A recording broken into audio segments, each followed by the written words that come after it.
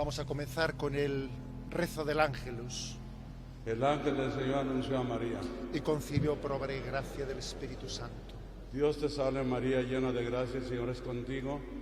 Bendita tú entre las mujeres y bendito el fruto de tu vientre, Jesús. Santa María, Madre de Dios, ruega por nosotros pecadores, ahora y en la hora de nuestra muerte. Amén. He aquí la esclava del Señor. Hágase en mí según tu palabra. Dios te salve María, llena de gracia, el Señor es contigo.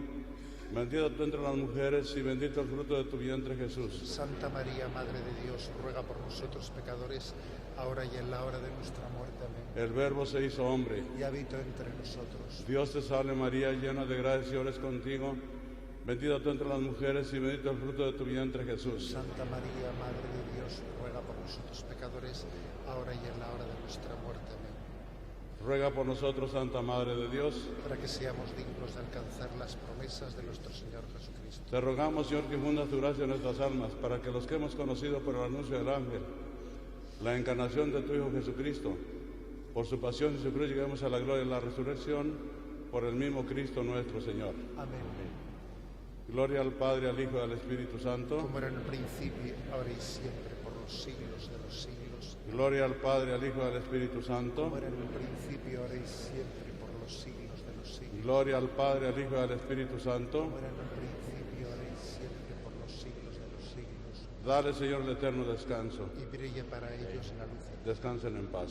Amén. Bueno, pues les presento al arzobispo cardenal emérito de Guadalajara, México, Monseñor Juan Sandoval, a quien tuve el gusto de conocer pues hace escasamente 2 años, con motivo de que fui invitado por él a dar una tanda de ejercicios espirituales a su seminario de Guadalajara, del cual me habían hablado mucho, porque pues Dios ha bendecido aquellas tierras de México con abundantes vocaciones. Y a fe mía que la verdad es que no me olvidaré nunca de aquellos ejercicios espirituales en aquel seminario de Guadalajara, que francamente me hicieron ver que la raíz y la clave de las vocaciones sacerdotales están en la familia. Don Juan Sandoval ha sido 7 años obispo antes de ser arzobispo de Guadalajara. Fue 7 años obispo en los Altos del Jalisco, si no me equivoco, ¿no? Él es originario, es originario de aquellos lugares, pero estuvo en Ciudad Juárez de obispo. Bueno, quiero deciros con esto que él ha nacido en Jalisco y ha sido también arzobispo en Jalisco, pues en los lugares en los que están siendo especialmente conocidos ahora por la película que esperamos poder conocer aquí allá por abril, que es la película de La Cristiada. La historia de México, la historia de aquel lugar de Jalisco está muy verdaderamente llena, tocada por la mano de Dios, por la estela de los mártires, de lo que fue la Cristiada en aquellos primeros momentos del siglo XX. La verdad es que también yo me di cuenta que aquel seminario y aquella tierra eran hija de una familia católica unida y también son hija y heredera de los mártires. Bueno, pues con motivo de que estábamos celebrando pues este año de la fe y que queríamos tener una memoria del Concilio Vaticano II y que lógicamente pues el Vaticano II abordó el tema del sacerdocio, pues pensamos en encomendarle a don Juan Sandoval, pues encomendarle que nos hablase de su experiencia como pastor de sacerdotes. La Presbyterorum Ordinis pues fue la constitución del Concilio Vaticano II que trató sobre el sacerdocio, y Laudate Socius fue el documento que habló sobre la formación al sacerdocio. Bueno, pues sin que nos pongamos en un plan académico, ¿no?, sino sencillamente queriendo también que la experiencia sacerdotal de cómo ha vivido pues una tierra que ha sido muy rica en vocaciones sacerdotales, quisiéramos pedirle que comparta con nosotros su experiencia de ser pastor de pastores, un ministerio un ministerio episcopal pues que ha estado tan ligado al sacerdocio, del cual nosotros, todos lo sabéis, pues que estamos tan necesitados. Sin más, yo le paso la palabra y le digo que está en su casa y que puede hablarnos pues con el corazón abierto.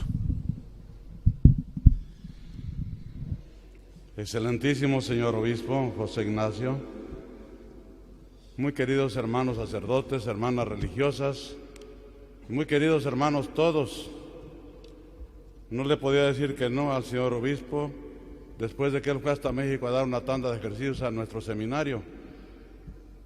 Ahora que andamos por aquí con unos 8 peregrinos de México y un sacerdote, un monseñor, con mucho gusto acepté estar con ustedes y decir unas cuantas palabras. Me asignó el tema del Presbyterorum Ordine del Concilio Vaticano II. Quiero decir que yo estudié la teología antes del Concilio Vaticano II, cuando la teología del sacerdocio estaba muy deshilvanada y muy dispersa. El primer documento serio de la Iglesia sobre la teología del sacerdocio es Presbyterorum Ordine, precisamente.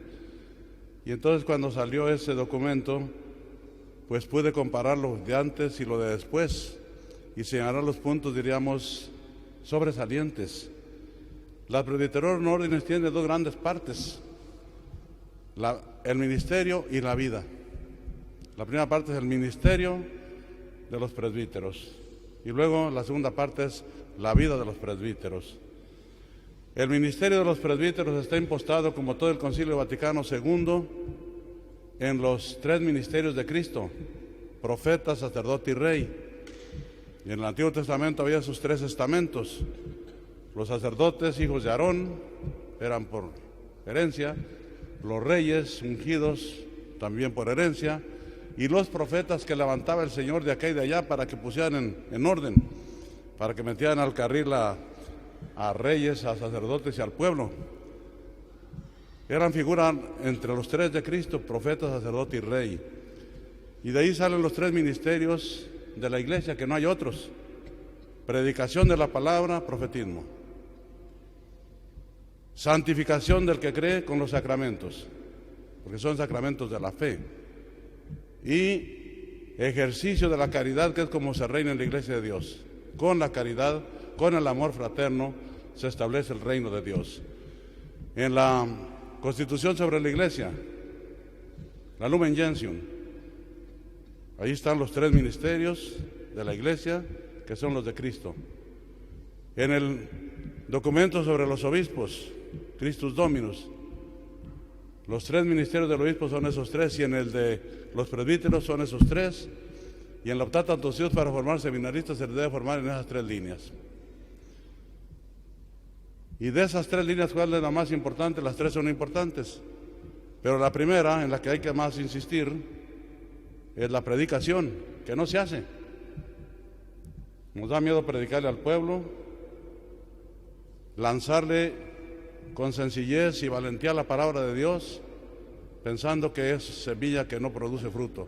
La palabra de Dios es buena semilla, hay que lanzarla y produce fruto abundante. Nos cuesta predicar porque hay que prepararse. Por allí, cuando nació la teología carismática, decía alguien, ahí de los teólogos de Innsbruck, Cristo predicó 3 años y celebró una misa, en rito la última cena, y de verdad en la cruz. Y hay sacerdotes que celebran cientos de misas y nunca predican, y eso somos nosotros tal vez. Yo creo que una de las faltas de fe en el pueblo de Dios es que no está instruido, no se le ha sembrado la semilla de la palabra de Dios. No ha habido la predicación suficiente, como la había en tiempos de San Bernardino de Siena, de ahora San Juan de Ávila, el maestro del siglo XVI y ahora también doctor de la Iglesia. Bien, esos 3 ministerios. Y una cosa muy notable que noté, que me llamó la atención, es que antes del Concilio Vaticano II decían que la ordenación daba el ministerio sacerdotal, el de consagrar, y que los otros 2 ministerios, el de enseñar y el de jurisdicción o de gobernar, venían por mandato del obispo por jurisdicción. Y el Concilio Vaticano II dice no, la consagración sacerdotal, que es invocación del Espíritu Santo y unción como la de Cristo, da los tres ministerios y por lo tanto la obligación de predicar, de santificar y de gobernar al pueblo de Dios. Lo que pasa que para el orden, para la sistematización concreta, tiene que haber jurisdicción del obispo y pertenencia a una diócesis que se llama incardinación o a una orden religiosa. Pero otra cosa muy importante que dice el concilio, que los presbíteros participan en grado subordinado en segundo orden del ministerio apostólico. Participan del ministerio apostólico del que Cristo confió a sus 12 apóstoles. Son los próvidos cooperadores del orden episcopal y por lo tanto se ordenan para la Iglesia universal, porque el ministerio apostólico es el mandato del Señor: vayan por todo el mundo, prediquen el Evangelio a todas las naciones. Y por lo tanto los sacerdotes se ordenan para la Iglesia universal. Y vuelvo a decir que la incardinación a una Dios es cuestión práctica, es cuestión práctica, pero no impide que el sacerdote esté siempre abierto a la misión universal de la Iglesia y que acuda con los debidos permisos a donde más haga falta que se anuncie el Evangelio del Señor. Otra cosa muy interesante es sobre el trabajo propio del sacerdote, porque ahora nos hemos llenado de sociólogos y de psicólogos y cosas parecidas en lugar de sacerdotes. Yo no sé cómo andarán las cosas aquí, no quiero juzgar, pero allá algunos sacerdotes van y sacan un título de psicólogos y luego ya ponen allí su cama, su colchón, entretienen a algún loco por una hora y le cobran y no lo absuelven. En el confesionario, no, en el confesionario dices tus pecados, te arrepientes, no te dicen que está bien, que realices tu vida, sino que te arrepientas, pero te absuelven.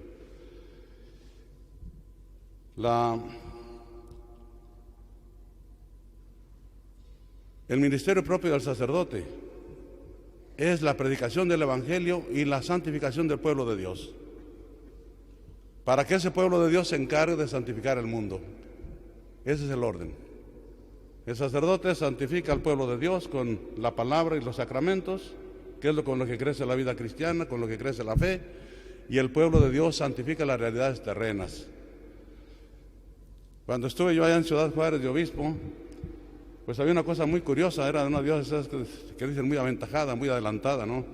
Porque los que hablamos así, pues somos medievales. No, dije, yo no soy medieval anterior, yo estoy con Cristo hace 2000 años, ¿no? Más allá de la Edad Media. Era muy curioso que los sacerdotes andaban en las manifestaciones por la calle pidiendo que hubiera drenajes, que hubiera agua potable, que hubiera luz, que los salarios, y los laicos todos andaban con alba. Y me acuerdo que iba yo a celebrar y 3, 4 laicos a cada lado casi celebrando conmigo. Dije, oiga, aquí está la cosa al revés, que vengan aquí los sacerdotes y ustedes váyanse a la calle allá, que los sacerdotes vengan aquí al altar a celebrar los divinos misterios para el pueblo de Dios, los laicos se vayan allá a la calle. A veces no tenemos claro qué le toca a cada quien en este cuerpo místico que es la Iglesia, que tiene muchos miembros y muchos dones y carismas. Al sacerdote le toca la predicación de la palabra de Dios y la santificación del pueblo cristiano con los sacramentos. Y para predicar la palabra de Dios, pues tiene que estudiar, tiene que meditar, tiene que rezar para que la haga vida. Y para que, como dice San Juan, de lo que vio, de lo que tocó del verbo de la vida, de eso les hable, ¿no? Si no conocemos al Señor, ¿de qué les hablamos? Bueno, esas son las cosas así que noté como muy interesantes en el Concilio Vaticano II a propósito de los sacerdotes.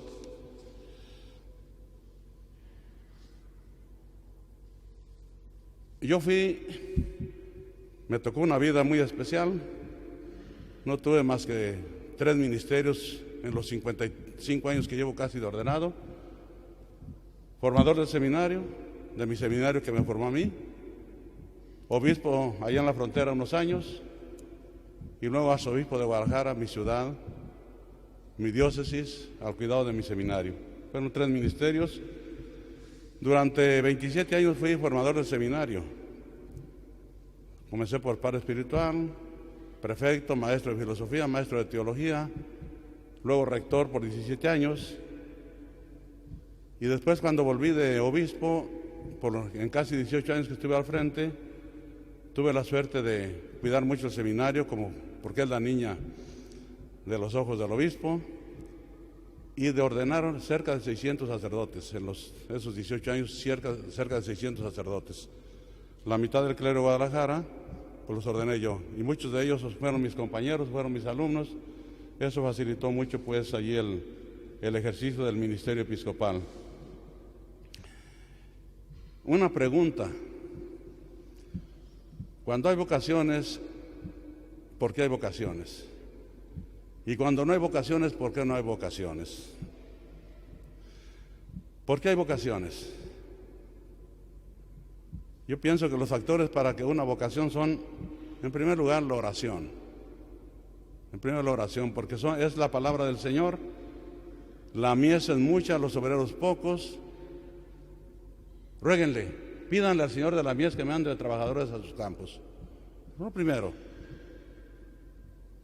Hay que hacer mucha oración por las vocaciones.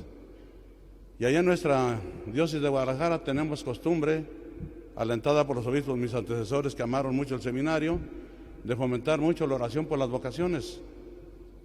Los jueves son jueves sacerdotales, se dice.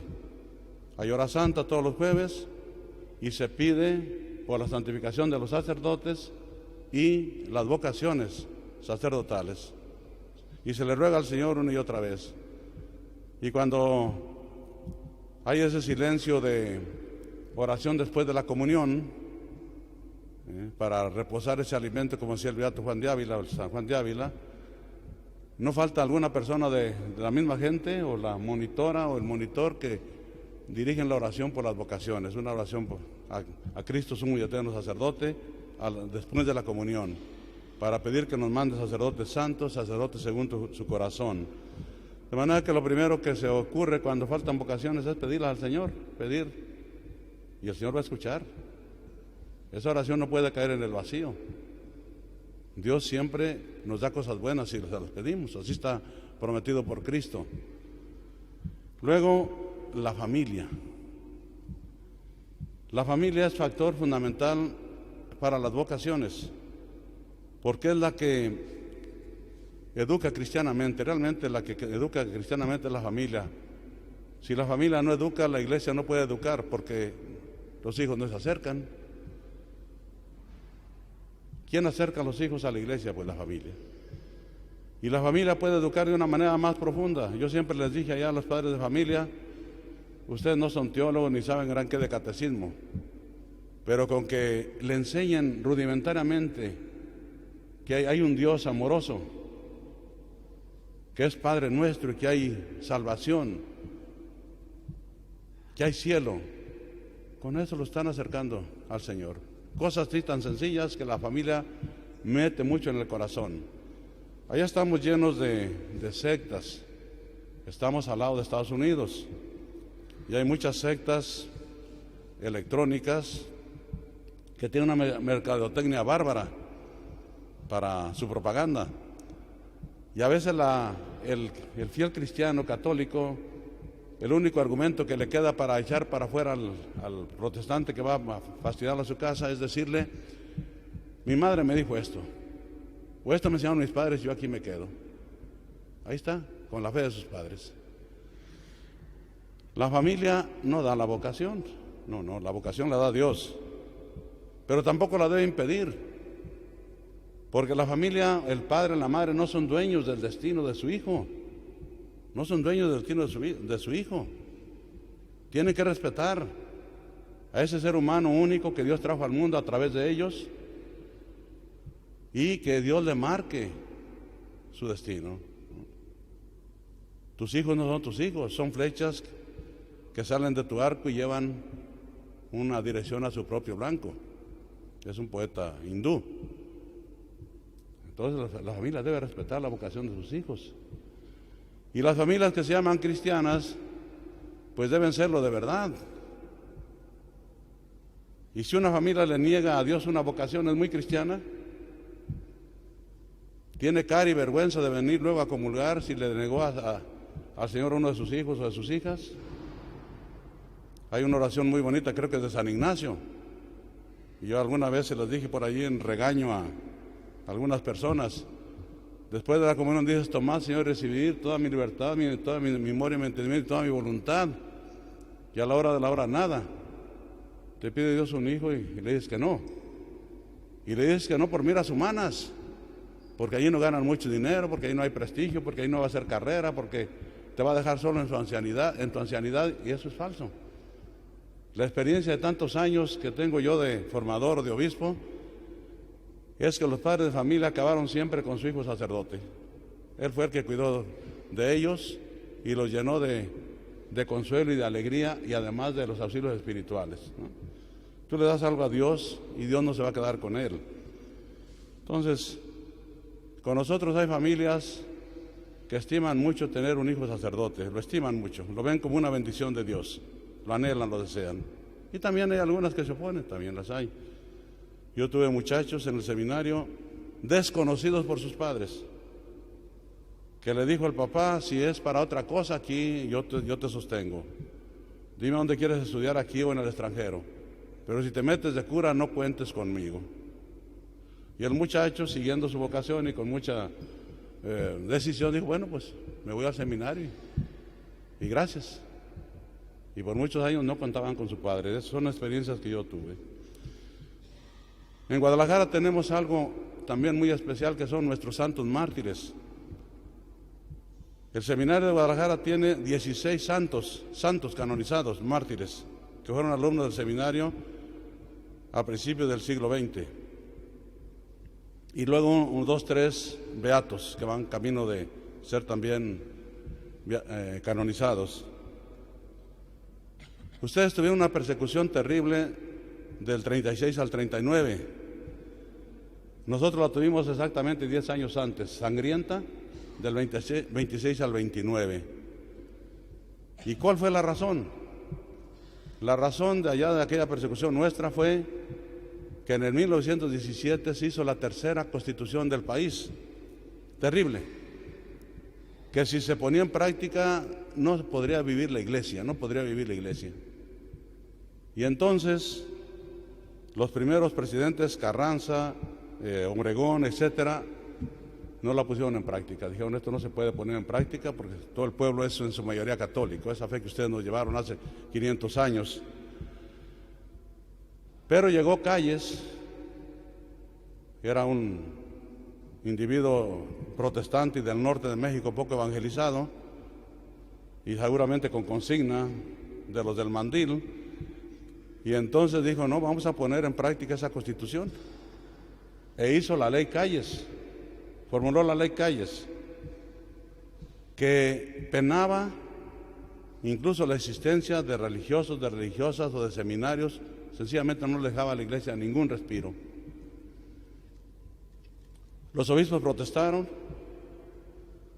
hablaron a Roma con el Santo Padre Pío XI y de acuerdo con el Papa decretaron que el día que entrara la ley Calles en acción, ese día se cerrarían todos los templos del país, que todos quedarían cerrados hasta que las cosas se arreglaran. Y esa fecha fue el 31 de julio de 1926. El pueblo católico de México se conmocionó, se impresionó profundamente, pensó que se acababa el mundo porque ya no había bautismos, misas, primeras comuniones, matrimonios religiosos. Pedían antes del cierre de los templos que se anunció todos esos sacramentos, y muchos, sobre todo en la zona del altiplano de México, se levantaron en armas sin jefes y sin el apoyo de los obispos. Se levantaron en armas contra el gobierno para reclamar el derecho natural, fundamental, a la libertad religiosa. Ese fue el asunto. Reclamar con la violencia contra un gobierno violento y perseguidor el derecho natural que tiene cada ser humano de ser libre en lo religioso. De creer en Dios o no creer, creer en Cristo o no creer, aceptar la iglesia o no aceptar la iglesia es una decisión tuya, profunda de tu corazón. Tú la vas a hacer, nadie te va a obligar y nadie te va a impedir. Tú la tienes que hacer porque es la libertad suprema que nos da el Señor a los seres humanos, que somos hijos suyos. Y ya te arreglas con Dios a la hora de la cuenta eso. Pero tú decides en lo interior, en tu corazón. Entonces, como el movimiento armado se llevaba sobre todo en los pueblos y en el campo, el gobierno decretó la reconcentración, así dijeron, la concentración de todos los sacerdotes de los pueblos y del campo.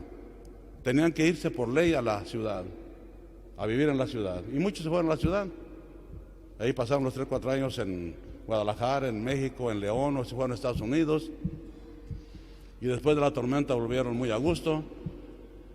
Los obispos, ¿qué les dijeron a los sacerdotes?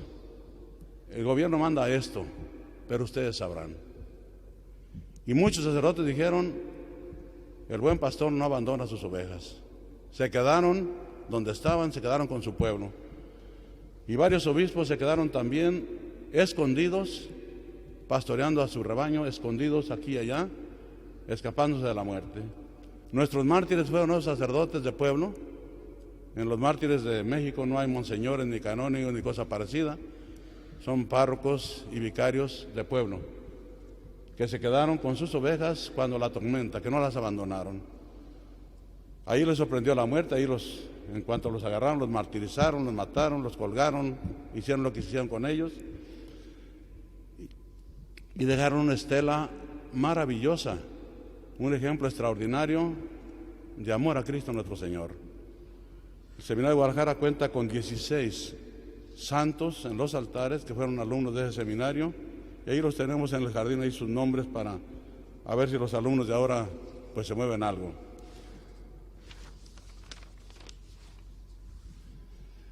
La Presbyterorum Ordinis, en cuanto a la vida de los sacerdotes, el ministerio se los dije, la vida de los sacerdotes, ¿qué dice? La vida de los sacerdotes dice, tiene que ser de mayor santidad que la de los fieles laicos. La única obligación que tenemos todos los cristianos es de ser santos. Sean perfectos como el Padre Celestial es perfecto. No hay otra obligación, no tienes obligación ni de ser ni muy sabio, ni muy organizador, ni muy capaz. La obligación que tienes es de ser santo. Y San Pablo dice, esta es la voluntad de Dios, vuestra santificación. Esta es la voluntad de Dios, vuestra santificación. Pero dice el concilio, los sacerdotes por su ministerio y porque son pastores del pueblo de Dios, tienen que ser más santos que los fieles, para que sean ejemplo, y también, porque el pastor va delante de las ovejas. Yo me crié en el campo, y yo sé distinguir muy bien entre un pastor y un chivero, o entre un pastor y un vaquero. El vaquero va por detrás en un caballo y con un chicote arreando el ganado, ¿no? Así no se gobierna la iglesia. En cambio el pastor va adelante y sus ovejas le siguen. Ahí está San Juan capítulo 10. Escuchan su voz y le siguen. El sacerdote tiene que con su vida dar ejemplo al pueblo de Dios para que lo sigan, para que viéndolo a él virtuoso quieran ser virtuosos. Y le recomienda a la iglesia, ahí está lo que tiene que rezar el sacerdote todos los días. Ahí está lo que tiene que rezar todos los días, que también está en el derecho canónico del 83. El oficio divino, todos los días. El oficio divino, con devoción. Rezarlo por toda la iglesia es su obligación. La oración personal, la meditación ante el Santísimo Sacramento, es el momento en que uno habla, como quien dice, de hombre a hombre con el Señor, para que lo ilumine, lo reprenda, lo corrija, lo enderece. Que somos hombres como ustedes, hijos de Adán y Eva y pecadores, y necesitamos estar con el Señor muy de cerca. Y además el diablo es diablo, y entonces sabe que si descompone un capitán, arruina toda la tropa, ¿no? Entonces el sacerdote necesita más oración que el fiel cristiano para su perseverancia, para su fidelidad. El rosario a la Virgen. El rosario a la Virgen es una oración sencilla. Claro que los intelectuales, los de las filigranas teológicas, dicen, ¿para qué repite y repite y repite? Bueno, cuando tú quieres una persona, ¿cuántas veces le dices que la quieres? Si la quieres de corazón, se lo repites y se lo vuelves a repetir y a ella le gusta que se lo repitas. Es la oración sencilla, además es profundamente evangélica. El Padre Nuestro está en el Evangelio, la de María casi está en el Evangelio, por lo menos la primera parte, y además se meditan los misterios de la vida, pasión y muerte de Cristo nuestro Señor y resurrección. Es una oración cristológica. Tienes que rezar el rosario. Cuando reza uno el rosario como sacerdote, aquí, allá, donde pueda, o de a pedacitos en entregas, ¿no? Un misterio ahorita, otro misterio después, garantiza uno su perseverancia y su salvación. Eso lo tengo, creo yo, personalmente muy experimentado. El sacerdote no tiene formalmente los votos de pobreza, castidad y obediencia a los religiosos, pero los semejantes sí. La pobreza le impide a la iglesia hacer negocio, la mercatura clerical no está prohibida, ¿verdad? La obediencia la jura al momento de recibir el diaconado o el presbiterado, promete su obediencia a mí y a mis sucesores, y si dijera que no, pues entonces ahí se suspende la ordenación, promete. Y la castidad se promete también a la hora del diaconado por el reino de los cielos, y no es cuestión práctica puramente. A lo mejor un hombre casado puede rendir más que un hombre célibe. No es cuestión práctica, es cuestión de consagración. Es aquel amor total que pide Cristo nuestro Señor a algunos. Amor efectivo y desprendimiento efectivo de todo, no solamente afectivo. El que ama a su padre, a su madre más que a mí no es digno de mí. Es el amor a Dios sobre todas las cosas. Es una consagración total que bendice con muchas gracias y muchos bienes al pueblo de Dios que se le encomienda a un sacerdote.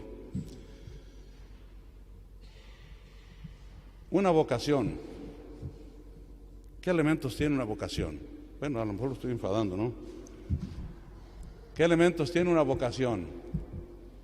Una vocación tiene 3 elementos. Para que se dé, deben darse estos 3 elementos. Primero, una elección eterna. Una elección eterna. Como dice Santo Tomás, Dios que es eterno, eternamente quiere lo que en el tiempo sucede. Desde toda la eternidad pensó Dios en crearte y en darte un destino, una vocación, eternamente lo pensó. Y luego esa elección eterna se hace una llamada en el tiempo. Desde antes de que nacieras te conocía, le dice Dios a los profetas, desde antes de que nacieras te conocía. Desde el vientre de tu madre te tenía apartado para que fueras mi profeta. Ya estaba la elección eterna.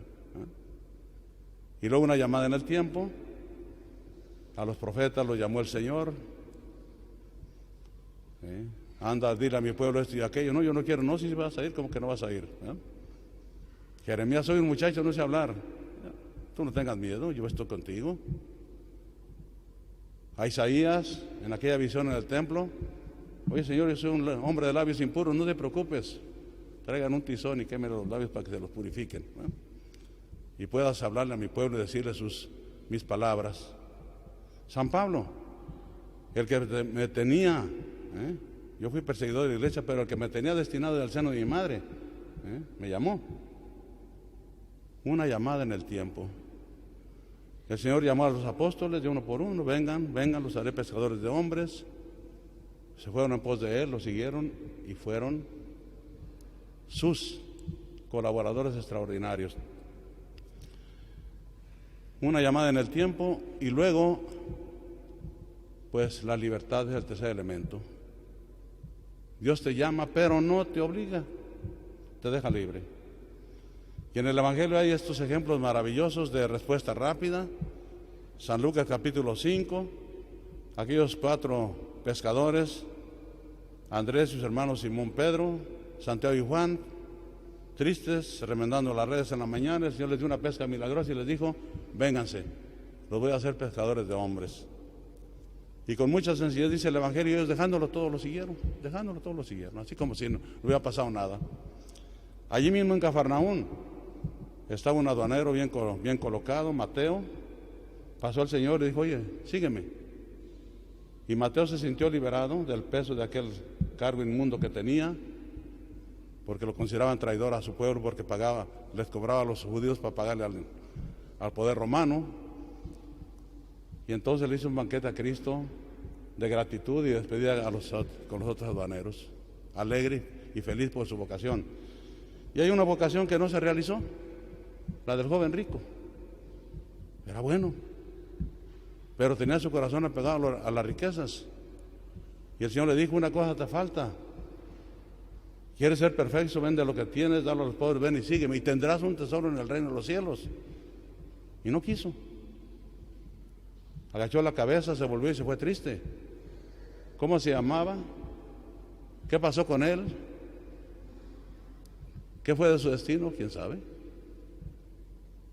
El momento en que se encontró con el Hijo de Dios fue un momento que no supo aprovechar. La llamada de Dios es muy importante en nuestra vida.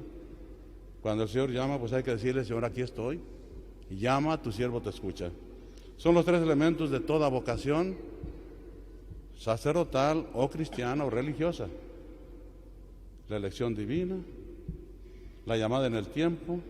Para algo te trajo Dios. O sea, no hay nadie inútil en este mundo. Y aquí hay muchos laicos, muchos seglares y muchas personas mayores que han de estar pensando: ¿y yo para qué sirvo? ¿Y para qué estoy aquí? ¿Nomás para estarme quejando de mis riumas o qué? No, tienes una vocación. Aún en este momento de tu vida tienes una vocación. ¿Cuál será? Pues piénsalo, pregúntale a Dios.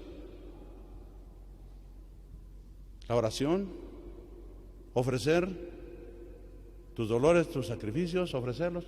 Eso puede ser una vocación muy grande. Puedes hacer algo muy grande por la iglesia de Dios, por la conversión de los tuyos, por el bien y la libertad de los pueblos, etcétera, etcétera. Todos tenemos una vocación, todos. Y una llamada que nos da Dios, muy discreta, muy discreta, muy discreta. Bueno, en mi casa fuimos 12. Quedamos 9, todavía vivimos 9. Yo soy el mayor de los 9. Y hay otra vocación, un misionero que estuvo en muchos años en Corea, misionero allá en Corea. La vocación fue mi vocación, muchas veces me lo han preguntado. Mi familia sencilla, de pueblo, teníamos 8 o 10 vacas y un poco de terreno, de eso vivíamos, allá a la orilla del pueblo. Mi familia cristiana, pero nunca oye, tienes que ser sacerdote. No. Iba al catecismo los sábados por la tarde, a misa los domingos.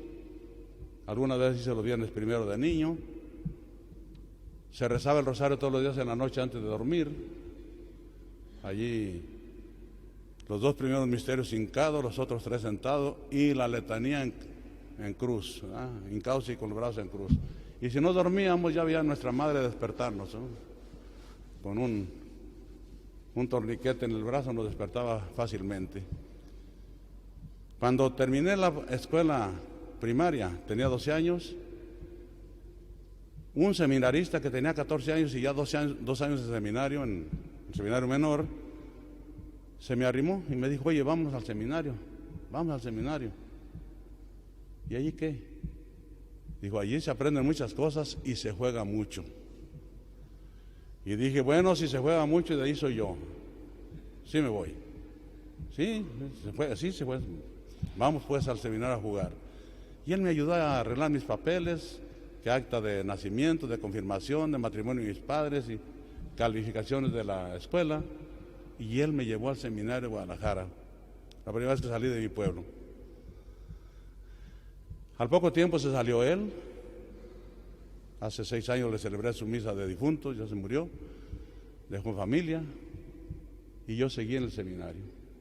Esa llamada esa invitación fue la llamada de Dios, que me tocó en un momento en que yo no pensaba nada, había acabado la primaria, no pensaba nada, y vamos al seminario.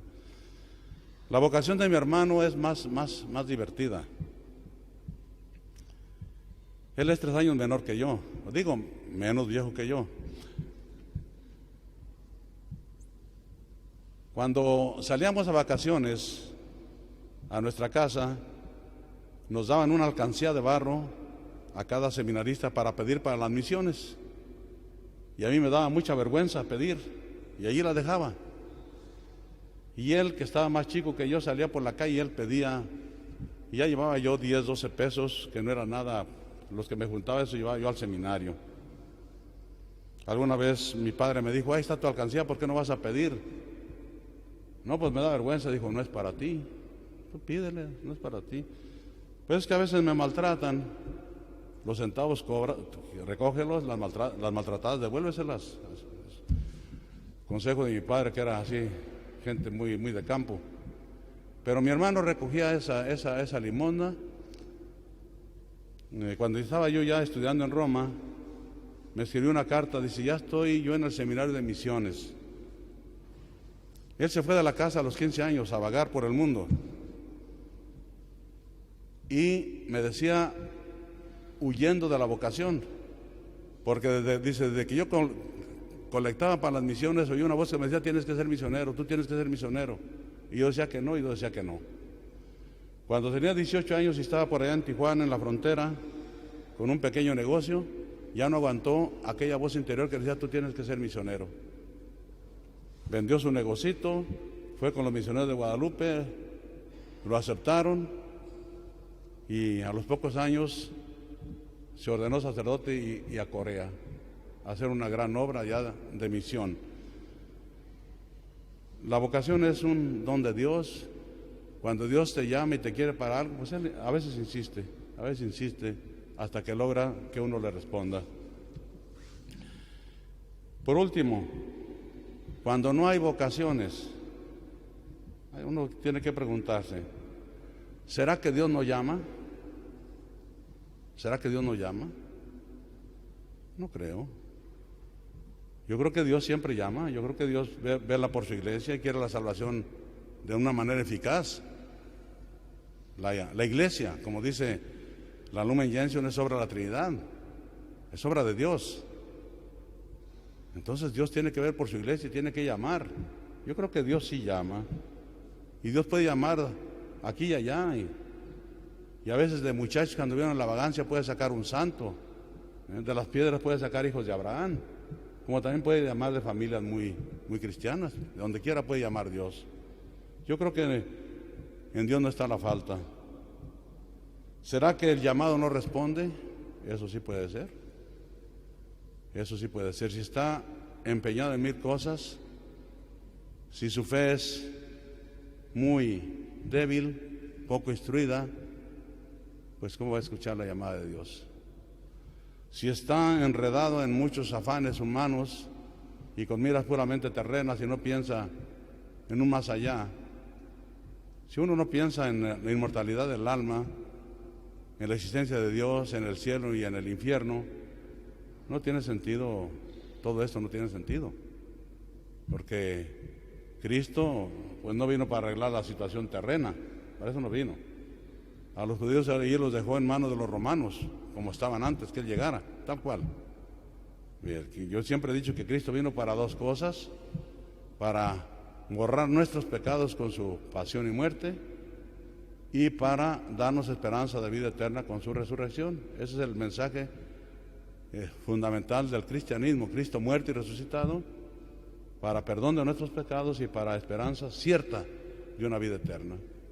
Cuando se tienen miras puramente humanas, pues no, una vocación no puede florecer, no se le puede responder a Dios. ¿O será que la familia no se preocupa? ¿Que la familia no forma cristianamente, o que la familia se opone? Y yo creo que muchas familias se oponen a la vocación de sus hijos. Yo creo que muchas familias se oponen a la vocación de sus hijos y piensan que no le hicieron como quien dice, un desaire a Dios. Sí se lo hicieron, sí se lo hicieron. Si Dios llamó a alguno de tus hijos o de tus hijas y te opusiste, pues a ver cómo te las arreglas, a ver qué le dices el día de la cuenta, No sé qué le dirás, si te opusiste o si te opones. No sé qué le dirás. Desde el momento que hay que considerar que el dueño es el Señor, que los hombres no somos dueños del destino de otros hombres, no. aunque sean los hijos, aunque sean los hijos. Ellos tienen su propio destino que Dios les marca. ¿O será que no se reza lo suficiente y no se ofrece lo suficiente por las vocaciones? O sea, es una serie de preguntas que tenemos que hacernos. Siempre que ha habido reuniones en Roma de sínodos y cosas parecidas, pues ha resultado una y otra vez que pues no hay vocaciones sacerdotales por el celibato, que si dejaran casar los sacerdotes abundarían las vocaciones. Eso no es cierto. Los luteranos, los anglicanos, los presbiterianos se pueden casar y tienen menos vocaciones que la Iglesia Católica. Eso no es cierto. La falta de vocaciones se debe a la falta de fe. La falta de fe es la que causa que no haya vocaciones.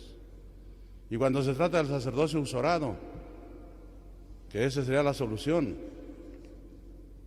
no es la solución para nada.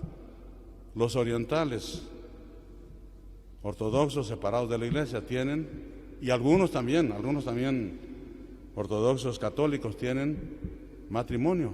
Sacerdotes se pueden casar y no tienen tampoco muchas vocaciones que digamos, porque yo creo, y es una experiencia mía personal, que el sacerdocio es un trabajo muy pesado y el matrimonio es otro trabajo muy pesado y otra cruz. No pues llevar dos cruces, no más con una, mejor con una, ¿verdad? Porque dos son muy pesados. Y luego vienen las cuestiones prácticas, que si los hijos no se acercan a la iglesia, el padre anda predicando, pues comienza con tus hijos, acércalos a la iglesia, ¿no? Y cosas parecidas. Bueno, pues esto era lo que yo les quería decir en una forma muy sencilla. Ustedes perdonen el modo, pero eso lo quería decir así con mucha sencillez sobre el tema. Muchísimas gracias. Muchísimas gracias.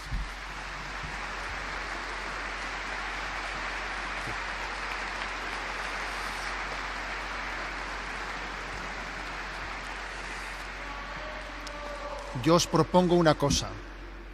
Os propongo, porque además cuando estamos muchos orando por una intención, seguro que el Señor la va a escuchar. Yo creo que una asamblea orante como esta, unida, con un solo corazón, con una sola alma, con una petición que brote en la Eucaristía que ahora vamos a realizar, seguro que el Señor la va a escuchar. Os propongo que pidamos todos en esta Eucaristía por el florecimiento de las vocaciones, de todas las vocaciones, porque las vocaciones todas se enriquecen unas a otras, ¿no? De una manera muy especial por la vocación al ministerio sacerdotal, que es quizás el tema que principalmente hoy tratamos, pero por todas, ¿no? Vamos a hacer esa petición en la Eucaristía. Estoy seguro que el Señor nos va a escuchar. Si creemos que el Señor ya nos está escuchando, seguro que nuestra oración tiene plena certeza y plena eficacia.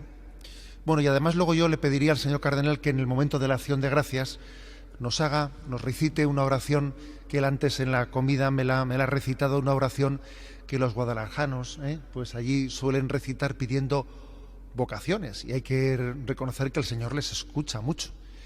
Y he observado también, por cierto, que en Adora alguno de vosotros ha tenido la iniciativa de hacer una tarjeta de oración por las vocaciones, y observo que muchos de vosotros cuando pasáis por Adora y tenéis vuestro rato de oración, cogéis esa tarjetita y hacéis esa oración. No dejéis de hacerlo, no dejéis de hacerlo. Bueno, pues vamos ahora en este momento de silencio, nos vamos a recoger, nos vamos a revestir para preparar la Eucaristía y vamos a pedirle al Señor ese don. El sacerdocio nos da la Eucaristía, y la Eucaristía es el lugar privilegiado para pedir el sacerdocio. Son dos dones que unos se alimentan mutuamente. La Eucaristía, el sacerdote nos da la Eucaristía, y la Eucaristía es el lugar privilegiado para pedir por el sacerdocio de la Iglesia. Hagamos un momento de oración.